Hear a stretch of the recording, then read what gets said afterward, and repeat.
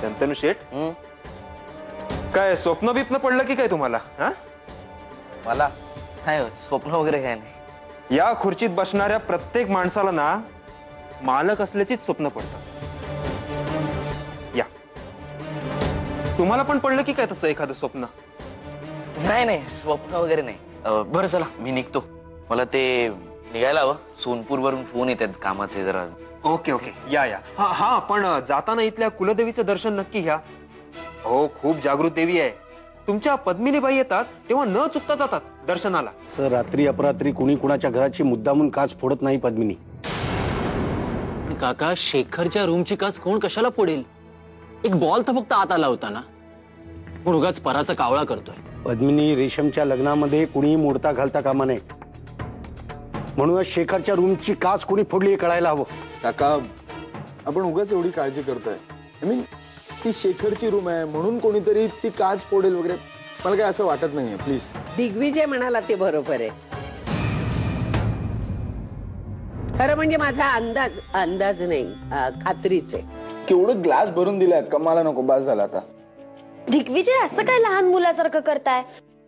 आणि आता हे उष्ट दूध कोणी प्यायचं? तू पी.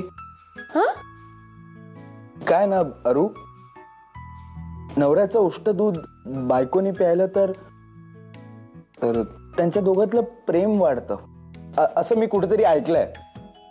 मला अनुभवायचं आहे ते. ही गोष्ट खरी आहे की नाही ते.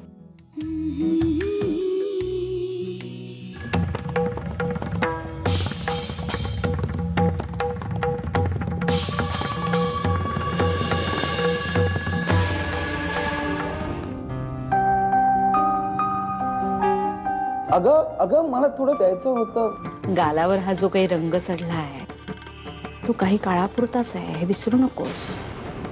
तिकडे रेशमचं लग्न लागलं, तुझी दिग्विजयाच्या रूम मधनं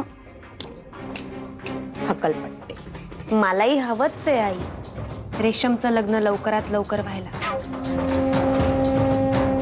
मला एक कळत नाही आई, तुम्हाला माहिती आहे हे सगळं नाटक आहे. मलाही माहिती आहे हे सगळं नाटक आहे. मग तुम्हाला इतकं असुरक्षित का वाटतंय? तुम्हाला भीती वाटतेय का की मी आणि दिग्विजय प्रेमात पडलो तर? अरे शेखर, काही हवं होतं का तुला? नाही, तसं काही नाही. जरा अरुंधती वहिनीकडे काम होतं. आम्हाला सांग ना, काय हवंय तुला? वहिनी, तो बॉल मला जरा हवा होता. मला वाटतं त्याच्यावर काहीतरी लिहिलं होतं. शेखर, अरे अतिशय क्षुल्लक गोष्ट होती ती. नको त्या गोष्टीचा विचार करू. आम्ही तर म्हणतो योगायोग होता. एक काम करतोस, तू दुसऱ्या रूम मध्ये शिर. त्याच रूम मध्ये जाऊन झोपलास की त्याच गोष्टीचा परत परत विचार करणार.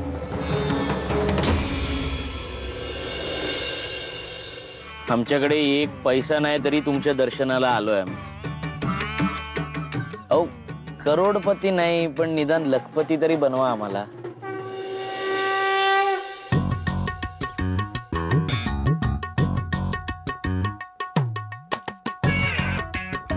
कालच्या त्या प्रकारामुळे आम्हाला खूप टेन्शन आलंय. आम्हाला असं वाटतं तर आपण वेळ नको घालवायला. तू रावसाहेब आणि इतर सगळ्यांना बोलावून घे. लग्नाची बोलणी करून घेऊया. साखरपुडा कधी करायचा, लग्न कधी करायचं, काय वाटतं तुला? मी सुद्धा तोच विचार करत होते. हा, तर आता विचार करण्यात, डोकं खाजवण्यात, वेळ घालवण्यात अर्थ नाही, हो की नाही?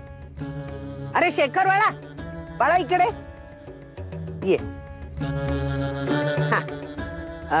एक काम कर, तू घरी फोन कर आणि सांग रावसाहेबांना, तुझ्या दादा आणि वहिनीला सांग की लवकरात लवकर इथे या. तुझ्या साखरपुड्याची तारीख ठरली आहे.